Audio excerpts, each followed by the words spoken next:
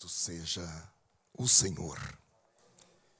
Eu quero, segundo a graça do Senhor, meditar com os irmãos e coloquei como tema nesta mensagem como multiplicar-se e crescer em condições desfavoráveis. Nós vamos ler um texto inicialmente no livro do Êxodo, que é o segundo livro da Bíblia. Êxodo capítulo 1 e versículo 12.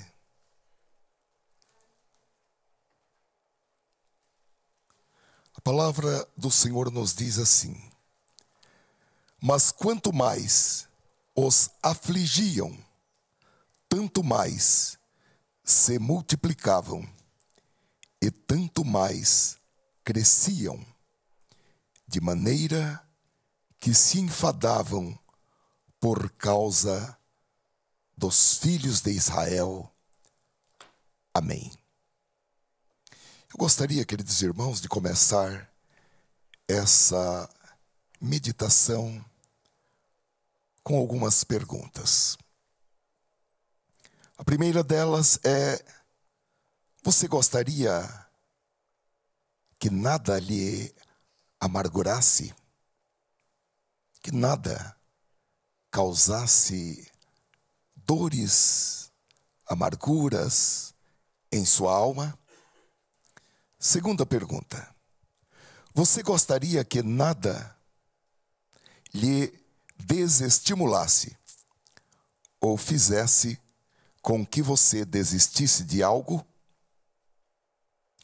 Terceira pergunta: você gostaria de se multiplicar e crescer, mesmo estando em condições desfavoráveis e adversas?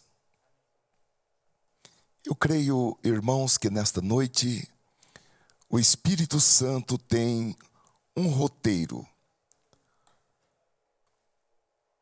indicando como nós podemos nos multiplicarmos e crescermos, mesmo em condições desfavoráveis, em condições adversas, sob pressão, sob perseguições. Vamos primeiro a um entendimento histórico do texto que nós lemos, porque é muito importante que a gente conheça o contexto em que tal versículo ou tal palavra foi escrita. Este versículo que nós lemos, irmãos, diz respeito ao período em que os hebreus foram escravizados no Egito. Foi um período muito longo.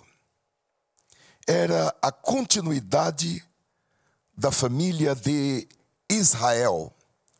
Lembrando que Israel foi o novo nome que Deus deu a Jacó, naquele memorável encontro de Jacó com Deus. Nós sabemos que quando houve fome em toda a terra, foram 7 anos sem semeadura e sem colheita. Durante esse período, José era o governador do Egito. E o seu pai e os seus irmãos e respectivas famílias, por causa da fome, eles não apenas buscaram alimentos no Egito, mas emigraram para o Egito, já que José, o irmão mais ilustre da família, era o número 2 no Egito. Ao todo eram 70 pessoas da descendência de Israel, Jacó, e mais José, que já estava no Egito. Então, o tempo passou. Israel morreu, José morreu, e morreram todos os seus irmãos e toda aquela geração. Porém, os seus descendentes, diríamos os descendentes de Israel, e aqui nós já estamos diante da formação das 12 tribos, continuaram a ter filhos, e eles eram extremamente férteis, e eles não faziam controle de natalidade, de maneira que houve uma explosão populacional no país, e o país, o Egito, se encheu de israelitas. A história nos diz, a história bíblica, que tempos depois, um novo rei assumiu o poder no Egito. E esse rei nunca tinha ouvido falar de José. E quando ele constatou a quantidade de israelitas em relação à população egípcia, esse rei ficou apavorado e ele bolou um plano para contê-los, com medo de que aquele povo, os hebreus, os israelitas, se aliassem a algum inimigo ou que viessem a deixar o país, porque àquela altura a economia e o desenvolvimento do Egito dependia fundamentalmente do trabalho dos hebreus. Então, aquele rei baixou o que hoje nós chamaríamos de um pacote econômico, com uma nova carga tributária sobre os israelitas, obrigando-os a pagarem altos tributos e também restringindo os seus direitos civis, de maneira que eles não eram apenas estrangeiros no Egito, mas entre os estrangeiros, cujos direitos já eram naturalmente restritos, eles compunham a classe mais baixa e eles eram obrigados a suportar o desprezo e as humilhações dos egípcios. No entanto, como nós lemos neste versículo, apesar de toda a opressão, o povo de Israel se multiplicava e crescia mais e mais.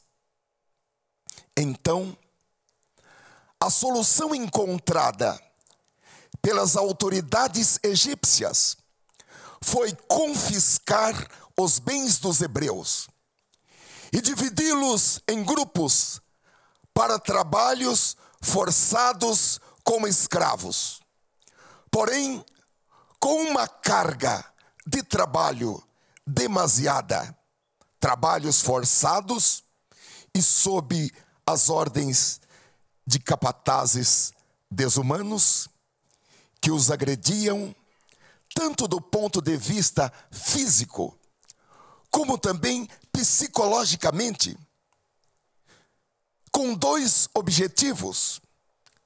Primeiro objetivo, que eles perdessem o gosto pela vida, que eles perdessem o sentido de uma vida presente, e que eles também perdessem o sentido de esperança para um futuro. O versículo que nós lemos nos disse que quanto mais os egípcios oprimiam os israelitas, mais os israelitas geravam filhos e filhas, e mais eles se multiplicavam, e mais eles cresciam, de maneira que haviam crianças hebreias por todos os cantos que alguém olhassem. Então, diz a Bíblia que os egípcios aumentaram a pressão física e a pressão psicológica ou emocional, passando a tratar os hebreus ainda com mais dureza. Os versículos 13 e 14 do primeiro capítulo do Êxodo dizem que os egípcios ficaram tão temerosos de não conseguirem dominar os israelitas que passaram a tratá-los com muita crueldade, oprimindo-os com trabalhos forçados, e o texto diz que eles eram atormentados pelos egípcios e obrigados a fazer tijolos de barro e trabalhar pesado nos campos com uma sobrecarga de trabalho desumana.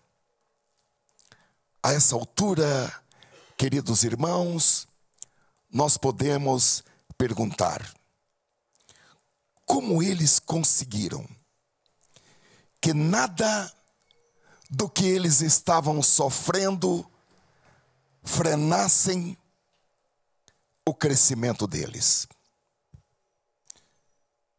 Outra questão: como foi que eles, vivendo oprimidos fisicamente e psicologicamente, como foi que eles seguiram igualmente se amando e dando à luz filhos e se multiplicando e crescendo? Qual foi o segredo deles? Eu gostaria, irmãos, segundo a graça que o Senhor nos der,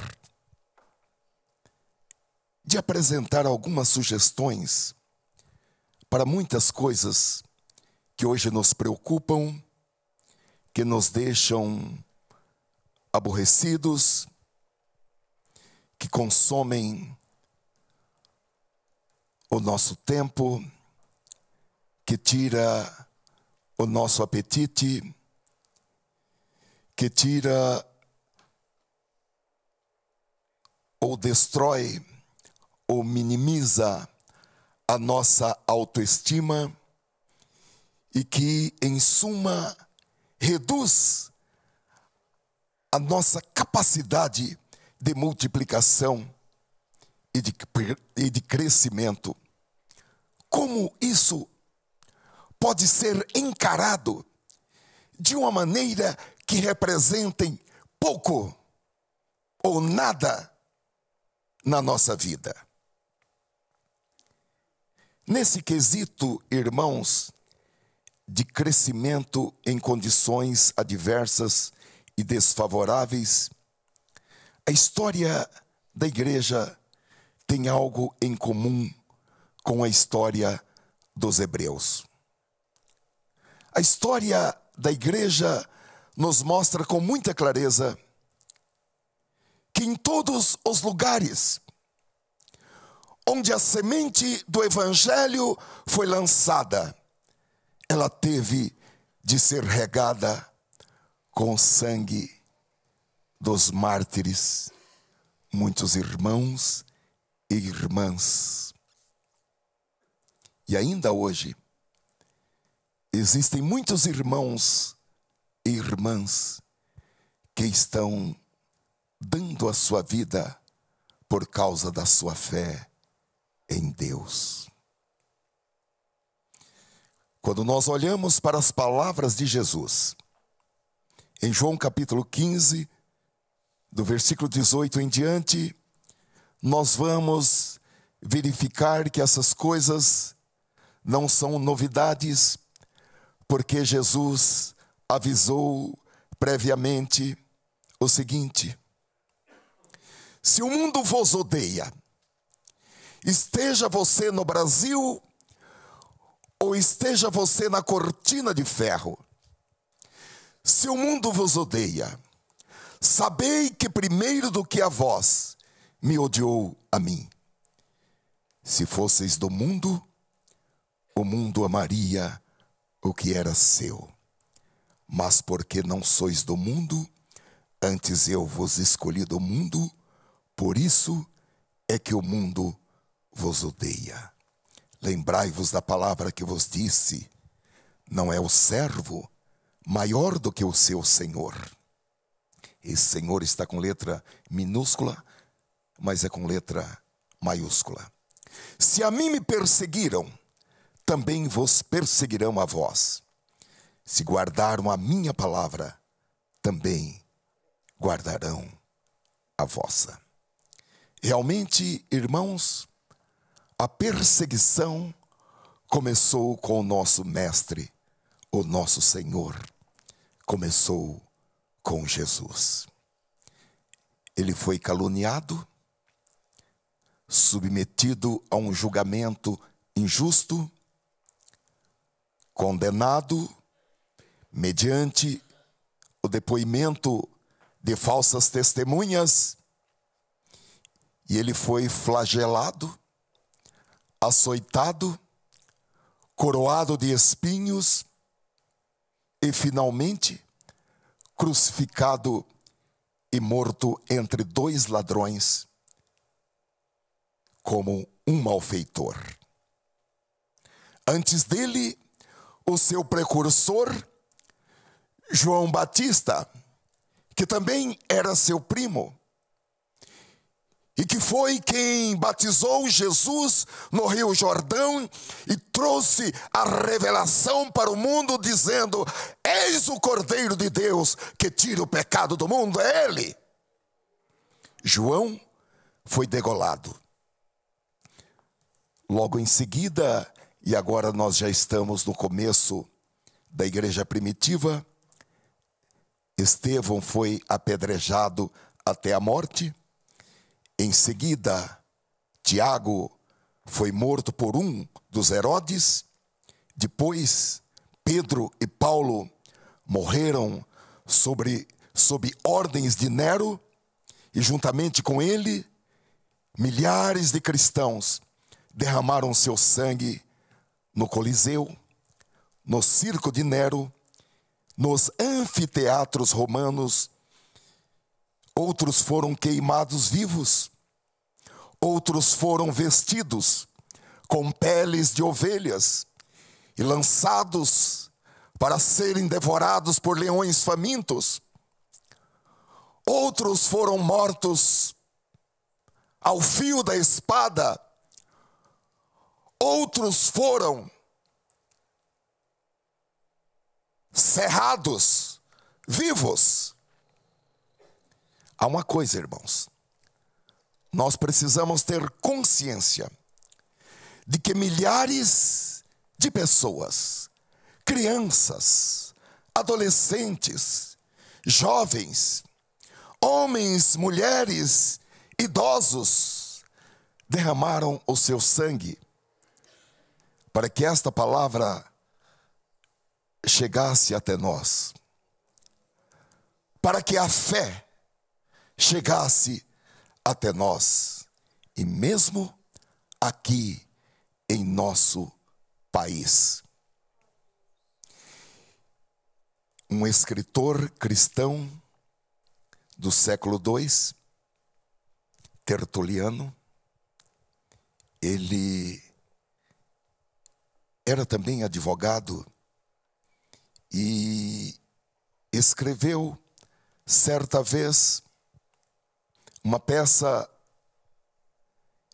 e nessa peça há uma frase muito significativa ele disse: o sangue dos mártires é a semente da igreja. Só que, queridos irmãos, para surpresa de todos os opositores, de todas as autoridades, sempre que surgia uma perseguição contra os cristãos, o número de crentes aumentava mais, porque o sangue dos mártires é a semente da igreja. Então, queridos, aquelas mesmas perguntas que nós fizemos em relação à multiplicação e ao crescimento dos hebreus, são perguntas que se repetem relativamente à multiplicação e ao crescimento dos cristãos. Como eles conseguiram que nada lhes frenasse o crescimento? Paulo disse: eu estou preso, eu estou algemado pés e mãos, mas a palavra não está presa. Como viver oprimido e seguir igualmente amando e dando à luz filhos e se multiplicando e crescendo? O segredo dos cristãos foi o mesmo segredo dos hebreus. E eu creio que nesta noite, o Espírito Santo escolheu esta noite para nos revelar situações que nós devemos aplicá-las para que nós nos multipliquemos, para que nós cresçamos em condições adversas, em condições desfavoráveis, sob pressão, sob perseguição. O primeiro ponto, em primeiro lugar, nós vamos aprender com os hebreus e também com os cristãos. Esse primeiro ponto: não devemos nos submetermos. Aquele faraó, ele tinha como objetivo destruir emocionalmente os hebreus para que eles não se multiplicassem. Porém, toda a opressão, todo o jugo não deu resultado, porque os hebreus não se submetiam. Eles eram detentores, eles tinham em seu patrimônio uma promessa que Deus fizera a Abraão, Isaque e Jacó. Uma promessa que era maior do que a crueldade dos egípcios.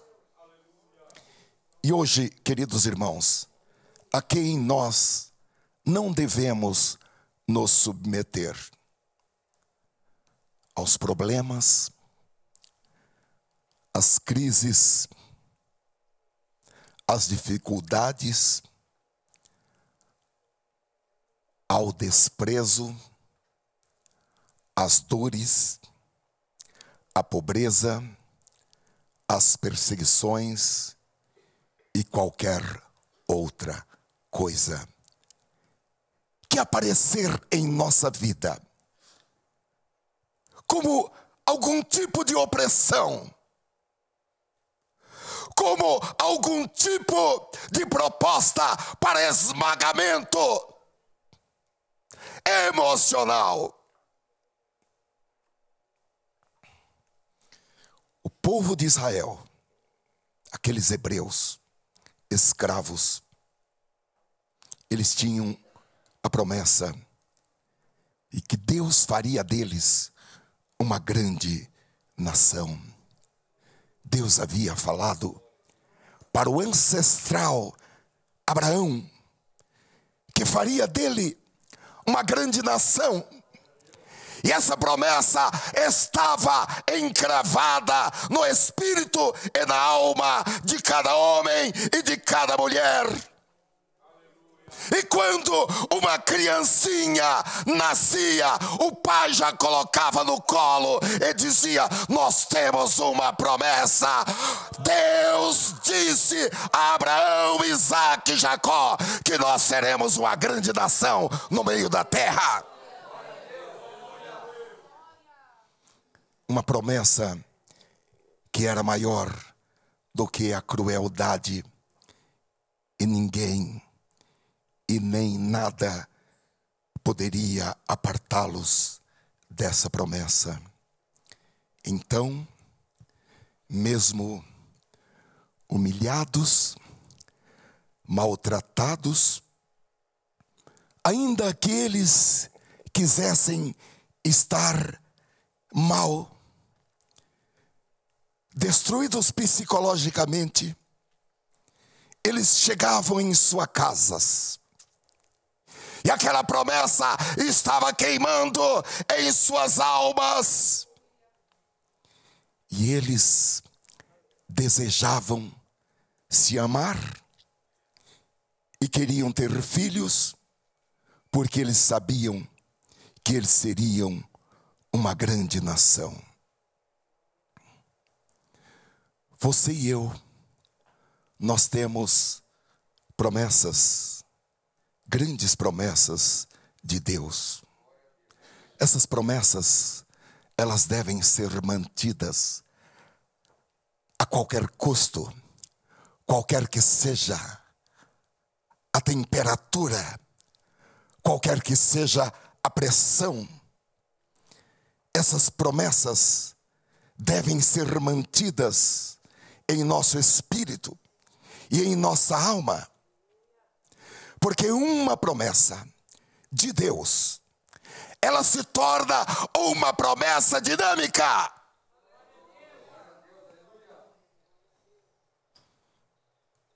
Quando eu estou falando uma promessa dinâmica, eu estou usando a palavra dinâmica na sua raiz, que ela se retroalimenta. A promessa que está dentro de nós é uma promessa que tem vida própria. Ela se retroalimenta, ela vive por si mesma. É por essa razão que nós não podemos e nem vamos nos submetermos aos problemas e às crises que acontecem em nossas vidas, porque maior é aquele que fez a promessa. E a Bíblia nos diz em Hebreus capítulo 10, versículo 22, cheguemo-nos com verdadeiro coração, em inteira certeza de fé, tendo os corações purificados da má consciência, aleluia, e o corpo lavado com água limpa, aleluia, água limpa está correndo aqui nesta noite, irmãos. Retenhamos firmes a confissão da nossa esperança, porque fiel é o que prometeu. Nós precisamos saber, e você precisa saber, que tudo que Deus falou a seu respeito pela palavra da profecia, tudo vai se cumprir integralmente. E nesta noite o Espírito Santo está falando que nada ficará sem seu cumprimento total, que nada cairá por terra. Está escrito em 1 Tessalonicenses capítulo 5 e versículo 24, fiel é o que vos chama, o qual também o fará. Eu encontrei um versículo, irmãos, que descreve uma descrição de Jeremias, do profeta, no capítulo 20 e versículo 9, Jeremias 29, em que ele diz que queria deixar de falar de Deus e em nome de Deus. Porém, cada vez que ele dizia, não vou mais falar em nome de Deus, algo acontecia no seu interior, porque as palavras que tinham vindo de Deus queimavam como fogo em seu coração.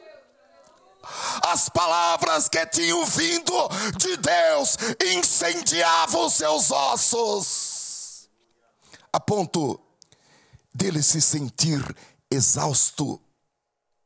E ele tinha que soltar aquela palavra que Deus havia colocado em seu coração. E por mais que ele quisesse conter a palavra, aquele fogo o impulsionava a verbalizar aquela palavra ou a escrever aquela palavra. Aleluia. Ele fala que ele ficava fatigado. Algo similar, irmãos, ocorria com os israelitas quando eles eram escravos dos egípcios. Eles voltavam para casa cansados, depois de trabalhar em condições insuportáveis, depois de sofrer toda aquela carga de humilhações de todo tipo. No entanto, eles não podiam deixar de fazer aquilo que já estava em suas almas, porque a palavra que vem de Deus, disse Jesus, a minha palavra é espírito e vida. E como disse aos irmãos, enquanto nós deixarmos esta palavra em nossos corações, essa palavra, ela terá autonomia de funcionamento. Irmãos, existem coisas que estão em nossos corações, diria, em nosso espírito e em nossa alma, que foram colocadas pelo Espírito Santo. E aconteça o que acontecer, se nós pendermos para o lado do Espírito, ao invés de pendermos para o lado da carne, aconteça o que acontecer, essa palavra, ela funcionará por si mesma, porque ela tem vida em si mesma, ela é espírito e vida, e ela produz o efeito para o qual ela foi enviada.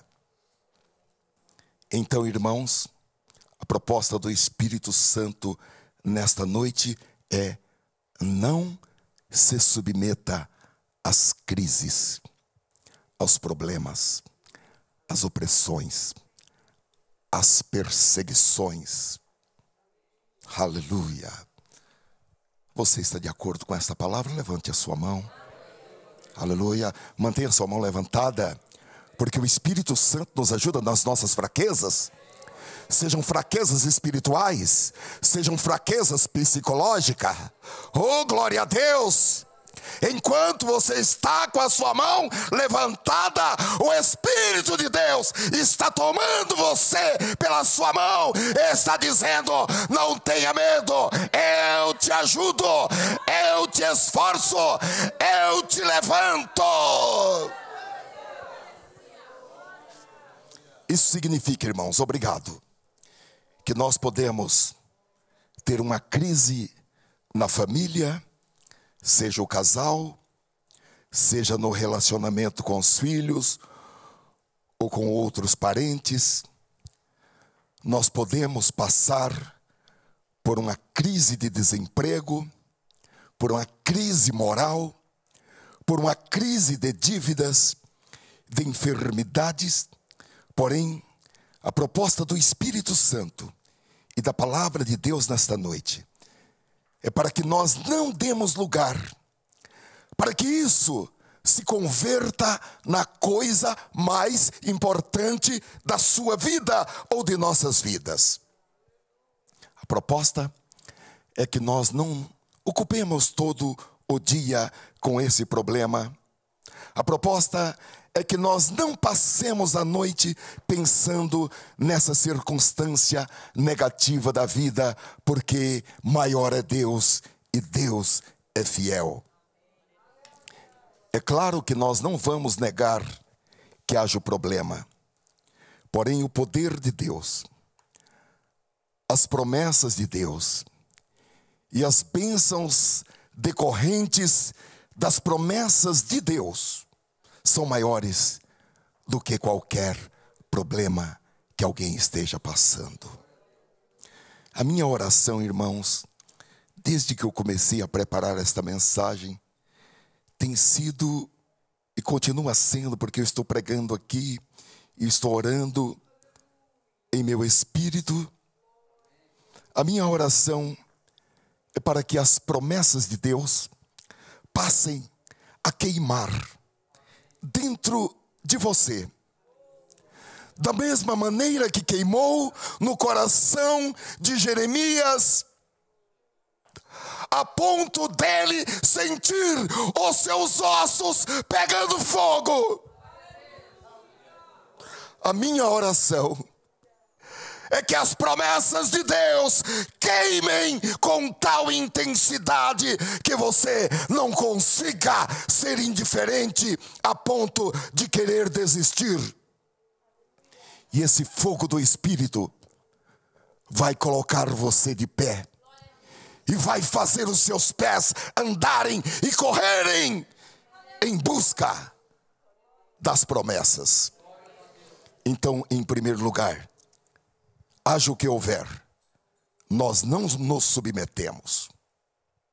Eu estou pregando esta mensagem não apenas para que esta palavra seja ouvida por seres humanos, mas os demônios também precisam saber que nós não vamos nos submeter.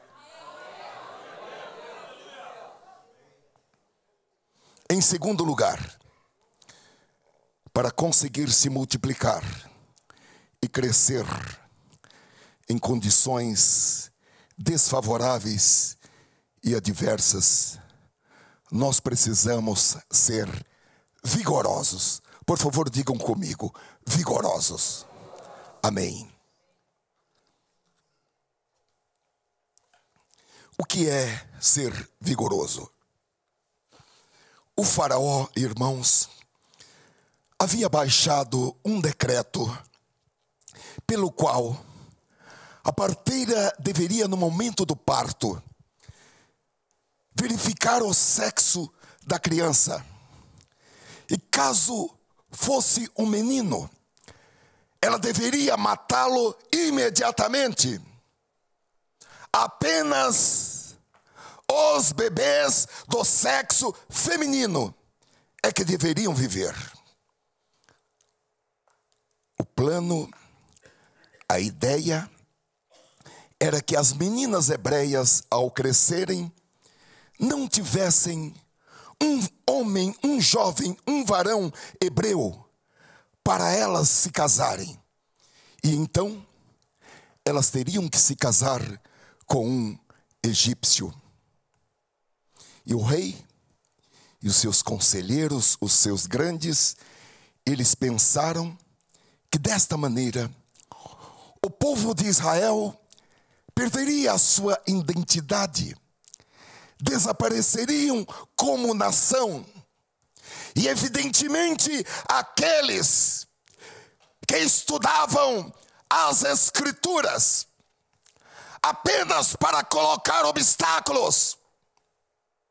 E eu tenho visto muita gente fazendo ciência da religião para colocar tropeços no caminho dos servos e das servas de Deus. No entanto, o que aconteceu? As parteiras não obedeceram à ordem desse decreto. Leiamos Êxodo capítulo 1, versículo 15. O rei do Egito ordenou às parteiras dos hebreus, que se chamavam Sifrá e Puá: quando vocês ajudarem as hebreias a dar à luz, verifiquem se é menino. Se for, matem-no. Se for menina, deixem-na viver. Todavia, as parteiras temeram a Deus e não obedeceram às ordens do rei do Egito, deixaram viver os meninos. Então o rei do Egito convocou as parteiras e lhes perguntou: por que vocês fizeram isso? Por que deixaram viver os meninos? Responderam as parteiras do faraó: as mulheres hebreias não são como as egípcias. São cheias de vigor, são vigorosas e dão à luz antes de chegarem às parteiras. Deus foi bondoso com as parteiras e o povo ia se tornando ainda mais numeroso, cada vez mais forte. Visto que as parteiras temeram a Deus, Ele concedeu-lhes que tivessem suas próprias famílias. Então, irmãos, vigoroso quer dizer cheio de vigor. Outras traduções dizem que as parteiras relataram ao rei que as mulheres hebreias eram vivas, como a nossa Almeida Revista e Corrigida. Outras traduções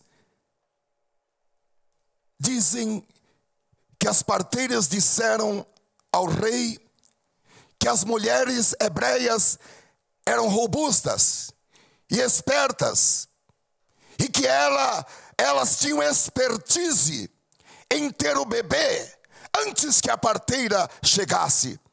Ou seja, elas não precisavam da ajuda das parteiras para o parto. Elas eram fortes e vigorosas.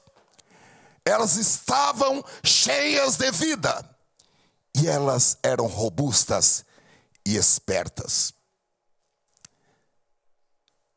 Nós temos que ser, você e eu, temos que ser homens e mulheres vigorosos.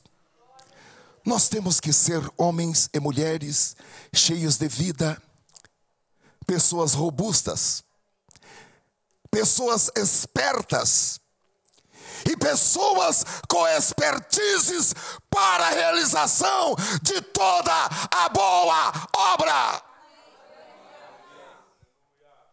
A Bíblia diz que Deus dá pastores, mestres, profetas, apóstolos, ensinadores na igreja, para que todo homem e toda mulher seja adestrado e se torne uma pessoa perfeitamente capacitada para o exercício de toda a boa obra. Eu quero dizer, se você fica 1 ano, 2 anos, 5 anos numa igreja e nada muda, saia dessa igreja, seja daqui, seja de qualquer igreja, e procure um lugar onde você se torne um expert, uma pessoa capacitada e preparada para o exercício de toda a boa obra. A Bíblia diz que para isso nós temos, por genética, recebido um DNA espiritual de nosso Pai. A palavra de Deus diz que nós não nascemos por vontade do sangue, nem por desejos naturais, nem pela vontade humana, senão pela vontade de Deus. Então, em seu código genético espiritual, você traz o DNA de Deus. E a Bíblia diz que Deus fez isso por sua própria vontade e sem interferência humana. E Jesus, em João, capítulo 1, versículo 12, ele deixa isso muito claro. Mas a todos quantos o receberam, deu-lhes o direito de se tornarem filhos de Deus, ou seja, aos que creem no seu nome, os quais não nasceram do sangue, nem da vontade da carne, nem da vontade do homem, mas de Deus. Agora eu quero olhar com os irmãos algumas características de pessoas vigorosas. A primeira é: as pessoas vigorosas sabem que são filhos, sabem de quem são filhos e sabem qual é o seu destino. Agora, queridos irmãos, a opressão induzida por espíritos malignos, ou produzida diretamente por espíritos malignos, vem exatamente para roubar a nossa identidade e roubar o nosso destino. Essa é a razão, porque muitas vezes nós somos oprimidos em ambientes onde naturalmente não seríamos oprimidos, como em nossa própria família, como em ambientes de trabalho, como em algum grupo social do qual nós participamos, porque o propósito é roubar a nossa identidade. E em segundo lugar, desviar a cada um de nós do nosso destino. Agora, se você tem a convicção da sua identidade, se você tem a convicção de que você é uma pessoa que foi gerada como filho de Deus, por vontade do próprio Deus, se você tem a convicção do seu destino, você sabe não apenas de onde veio, mas você sabe para onde você vai. Aleluia. Eu quero lhe dizer, não há nada, não há ninguém que pode dizer que você é alguém que está fora da sua filiação.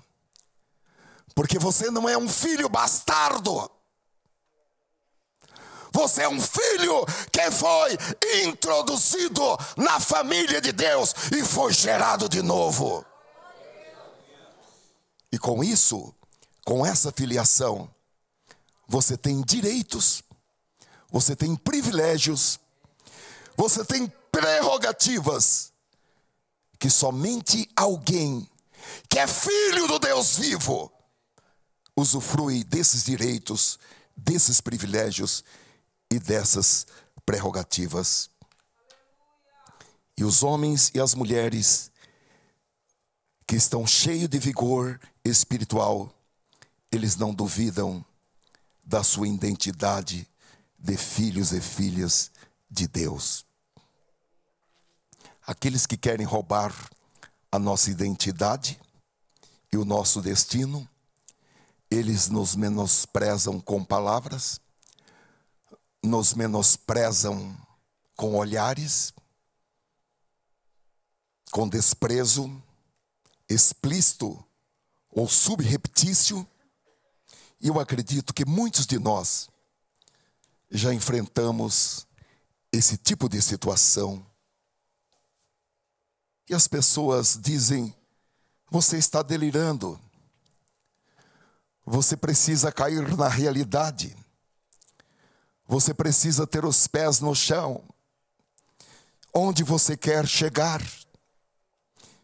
Eu creio que o Espírito Santo está nos dizendo nesta noite que há um destino traçado por Deus e o lugar onde você pode chegar já está traçado pelo Espírito Santo. E este lugar traçado pelo Espírito Santo, ele foi colocado de acordo com a sua linha de vida. Deus estabeleceu um tempo de vida para cada ser humano. E Deus traçou um projeto de acordo com a linha de vida de cada pessoa. Porém, a opressão vem para roubar a nossa identidade e roubar o nosso destino. Mas nesta noite o Espírito Santo está nos dizendo que o DNA de Deus está dentro de nós, que nós recebemos a natureza divina e que, portanto, você é um filho amado. Você é uma pessoa que tem a bênção de Deus no seu olhar, no seu caminhar, e tudo o que você fizer prosperará. Se você quiser ser um pregador, você vai se sair bem. Se você quiser ser um empresário, você vai se sair bem. Se você quiser ser um profissional, você vai se sair bem. Seja o que for, você sempre vai se sair bem. Porque ninguém, nem nada, nem coisa do passado, nem coisa do presente, nem coisa do futuro pode impedir que alguém chegue ao destino traçado por Deus. E eu quero lhe dizer nesta noite, em nome de Jesus, não são as Nações Unidas, não é nenhum governo, não é nenhuma organização pública ou privada, não é nenhuma pessoa que pode dizer quais são os seus direitos e aonde você pode chegar. Aleluia! Os nossos direitos são direitos de testamento. E o testamento está em vigor. O testador morreu, ressuscitou, está vivo para todo sempre. Ninguém pode impedir, ninguém pode modificar. Em segundo lugar, irmãos, as pessoas vigorosas não estabelecem relação de dependência. As mulheres hebreias podiam ter um parto sem ajuda de parteira, e por isso seus filhos viveram. Glória a Deus! Você não precisa de pessoas externas para ter um parto. Às vezes nós queremos uma ajuda externa. Queremos alguém que nos ajude. Queremos alguém que nos indique. Queremos alguém que nos apoie. Porém, a realidade de Deus e da sua palavra é que nós não necessitamos de ajuda externa. Há uma palavra no Salmo 118, a partir do versículo 5, que é muito impressionante. Invoquei o Senhor na angústia. O Senhor me ouviu e me tirou para um lugar largo. O Senhor está comigo. Não temerei o que me pode fazer o homem. O Senhor está comigo entre aqueles que me ajudam. Por isso verei cumprido o meu desejo sobre os que me odeiam. É melhor confiar no Senhor do que confiar no homem. É melhor confiar no Senhor do que confiar em príncipe. Todas as nações me cercaram, mas no nome do Senhor as despedaçarei. Cercaram-me e tornaram a cercar-me, mas no nome do Senhor eu as despedaçarei. Cercaram-me como abelhas, porém apagaram-se com o fogo de espinhos, pois no nome do Senhor as despedaçarei. Aleluia. Há um episódio, irmãos, registrado em Juízes, capítulo 6, versículo 14, quando o anjo do Senhor falou com Gideão, em uma época em que as condições eram altamente desfavoráveis e adversas. E Deus disse para Gideão: vai nesta tua força e livrarás a Israel da mão dos midianitas. Porventura não te enviei eu? Era como se Deus estivesse falando para Gideão: use a sua força, use a coragem que está dentro de você, eu te ajudo. Porventura não te enviei eu? Não tenha medo. A Bíblia diz, irmãos, em Provérbios capítulo 24 e versículo 10, se te mostrares fraco no dia da angústia, é que a tua força é pequena. Não fique falando para as pessoas das suas fraquezas e das suas debilidades. Há uma frase que diz: a sua debilidade é a fortaleza do outro. Quando pessoas mal intencionadas e também demônios ouvem qual é a sua debilidade, ele, seja pessoa ou demônio, explora aquela declaração que você fez para oprimir você, para fazer acusações e manipulações a respeito da sua debilidade. E muitas pessoas são apanhadas de surpresa, porque na rotina do dia a dia, elas se conformam com a debilidade, não se preocupam em se alimentar da palavra de Deus. E quando chega a adversidade, quando chegam os dias maus, quando chega o dia mau, a tentação, quando chega a fatalidade da vida, elas são vencidas, porque elas desprezaram a palavra de Deus. E na hora H, elas estão fracas, e elas não conseguem reagir, e elas não conseguem resistir ao diabo. E elas são subjugadas pelas circunstâncias, e elas se tornam escravas das suas próprias emoções.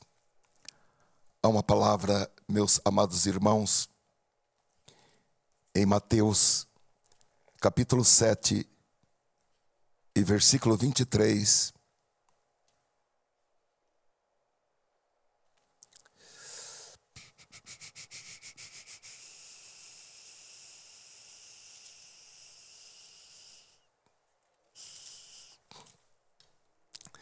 versículo 24, que diz: todo aquele, pois, que escuta as minhas palavras e as pratica, assemelhá-lo-ei ao homem prudente, que edificou a sua casa sobre a rocha, e desceu a chuva, e correram rios, e assopraram ventos, e combateram aquela casa, e não caiu, porque estava edificada sobre a rocha.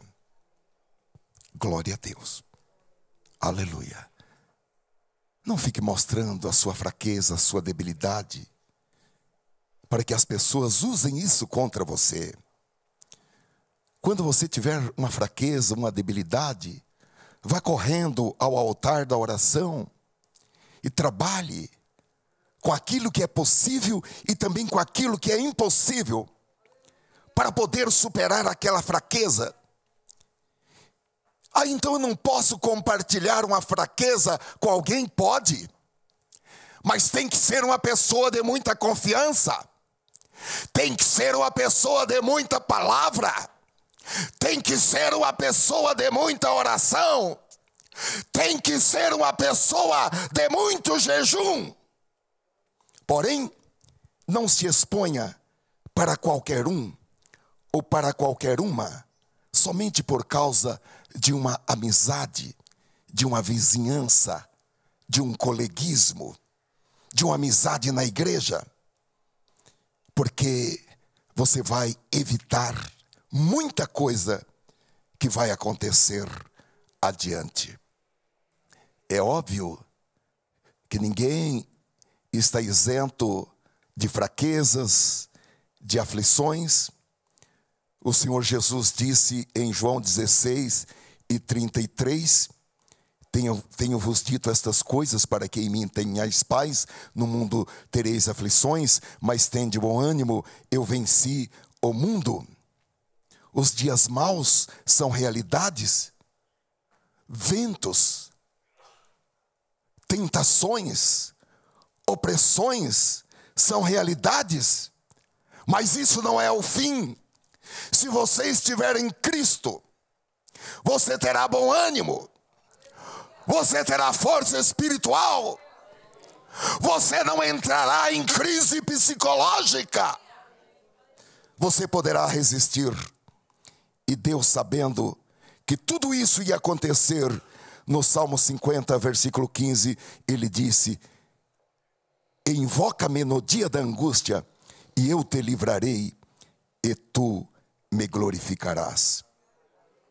A Bíblia, irmãos, fala de Sansão, e hoje eu fui ler toda a história de Sansão novamente, e tem uma coisa muito marcante, que quando Sansão fazia alguma coisa, como matar um leão com as suas próprias mãos, e tantas outras proezas, a Bíblia usa um termo, lá em Juízes capítulo 4, versículo 6, então o Espírito do Senhor se apossou dele tão poderosamente, que despedaçou o leão, como quem despedaça um cabrito, sem ter nada na sua mão, porém nem a seu pai, nem a sua mãe, deu a saber o que tinha feito. Deixe o Espírito Santo se apossar de sua vida. Busque mais o Espírito Santo, dê mais lugar ao Espírito Santo, tenha mais conexão com o Espírito Santo. Aleluia, glória a Deus. Paulo, em 2 Coríntios, capítulo 2, versículo 10, ele disse: por isso, sinto prazer nas fraquezas, nas injúrias, nas necessidades, nas perseguições, nas angústias por amor de Cristo, porque quando estou fraco, então sou forte. Nós sabemos que o dia da angústia, o dia da tribulação, o dia da dor pode chegar, mas Deus já disse: eu sou a sua força. Voltando ao Salmo 118, versículo 14, o salmista faz uma declaração também impressionante, quando ele diz: o Senhor é a minha força. Não era o seu treinamento, não era a sua juventude, não era a sua história de sucesso em guerras. Ele diz: o Senhor é a minha força e o meu cântico, e se fez a minha salvação. Deus não quer que nós desistamos, irmãos.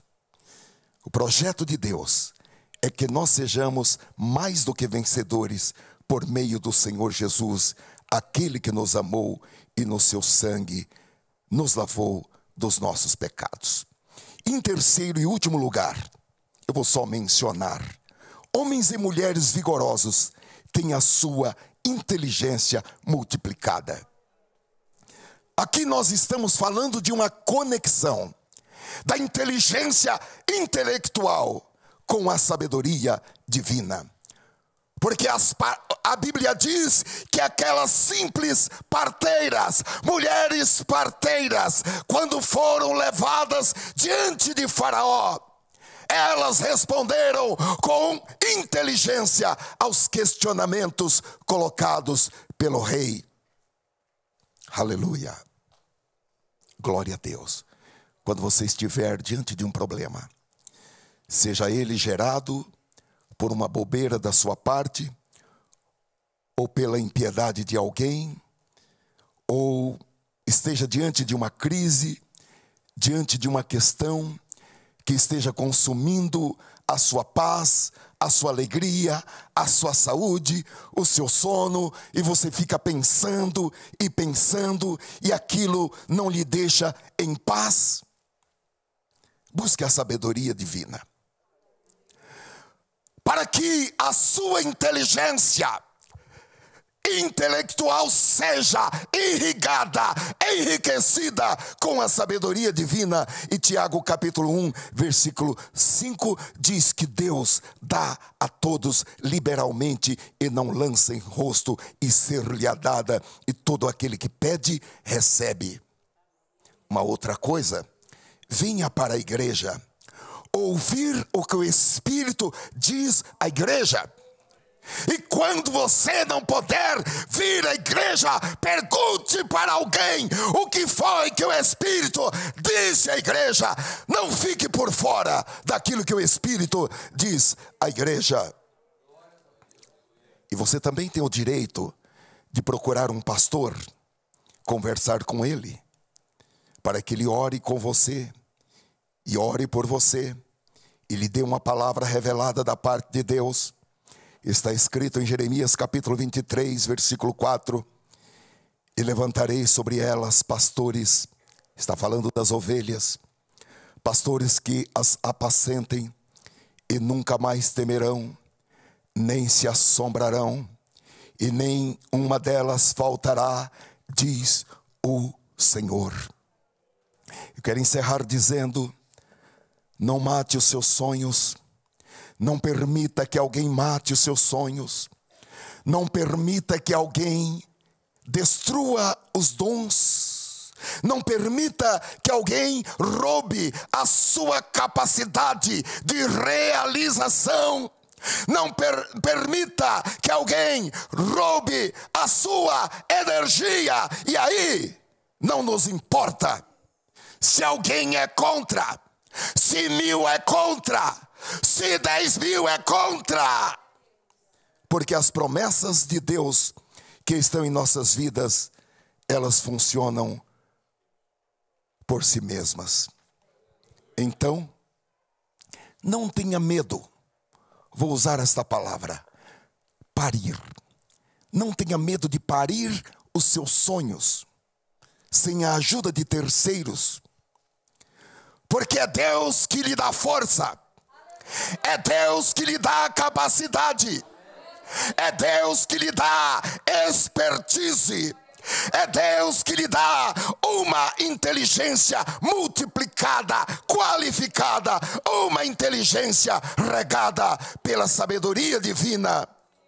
E assim com as mulheres hebreias, não precisavam de parteiras, não precisavam de assistentes. Você também vai trazer o seu sonho à existência com a ajuda do Senhor. Deus não muda, irmãos. O mesmo Deus que ajudou as mulheres hebreias a terem os seus filhos sozinhas, esse Deus nos ajuda. E se todos te abandonarem, fique com Ele, ande com Ele, espere nele. Malaquias capítulo 3, versículo 6 diz: porque eu, o Senhor, não mudo, por isso vós, ó filhos de Jacó, não sois consumidos. Aleluia, aleluia. Eu gostaria de pedir a todos para se colocarem de pé e nós vamos orar. Faça a sua oração e fale com Deus. Se você está angustiado, aborrecido, fala com Deus: Senhor, eu estou angustiado, eu estou aborrecido, eu não estou dormindo, eu estou ocupando demasiadamente o meu tempo com esse problema, eu preciso de uma intervenção com muita urgência em minha vida. Deus vai fazer, Deus vai realizar. Aleluia. Mantenha sua mente alerta para ouvir o que Deus diz, para seguir o que Deus diz. Não se desvie da palavra de Deus. Aleluia. E seja também uma pessoa agradecida pela resposta que Deus dá, agradecida pela sua família, agradecida pelo seu trabalho, agradecida pela sua igreja, agradecida pelos seus pastores, agradecida pela saúde, agradecida pelo alimento que você leva para a sua mesa. São tantas as bênçãos, irmãos, porque as mãos de Deus estão estendidas. Nós somos sustentados, nós somos dirigidos, nós somos guiados pelas mãos do Senhor. Antes de nós orarmos, nós vamos dar um aplauso de agradecimento ao Senhor, porque apesar das nossas necessidades, nós temos muito a agradecer.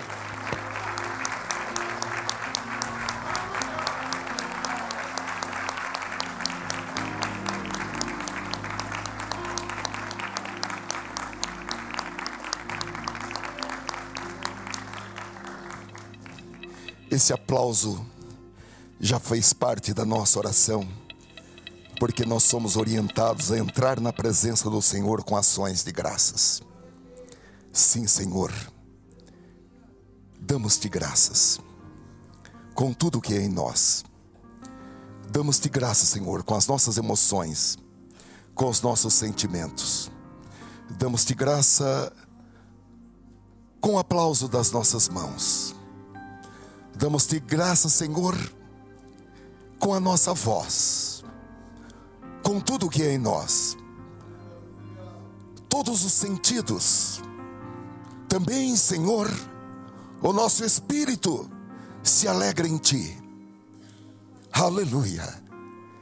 E nós sentimos esta comunicação do Teu Espírito se comunicando com o nosso espírito.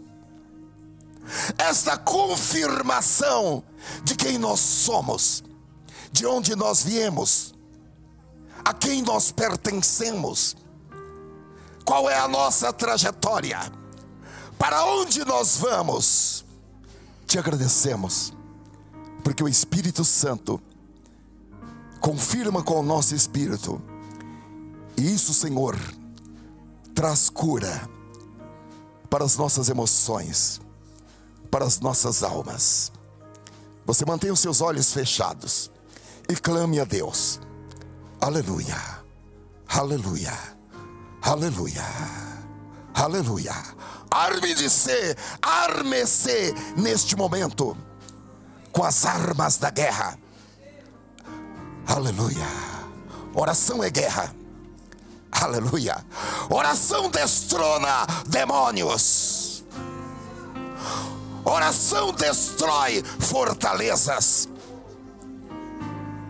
E nós precisamos estar atentos, porque os espíritos estão procurando brechas, estão procurando lugares. Aleluia. Eles não têm corpos, eles não podem fazer uma manifestação, então eles precisam de corpos. Nós repreendemos esses espíritos malignos e em nome de Jesus ordenamos: não fique aqui neste recinto. Mantenham-se à distância. Aleluia, aleluia. A distância determinada por Deus. O anjo do Senhor está aqui. Aleluia, aleluia, aleluia. Cura, Senhor, aqueles que têm problemas emocionais, sentimentais, problemas da alma, transtornos, medo, pânico, depressão. Em nome de Jesus, ministramos a cura da alma, a cura das emoções, saúde plena, saúde total. Em nome de Jesus Cristo, seja curado. Receba a força que vem de Deus. O Espírito de Deus entra em você e te coloca de pé outra vez. Oh, aleluia. Fortalece, Senhor, fortalece. Oh, aleluia. Liberta, liberta, liberta. Em nome de Jesus. Em nome de Jesus.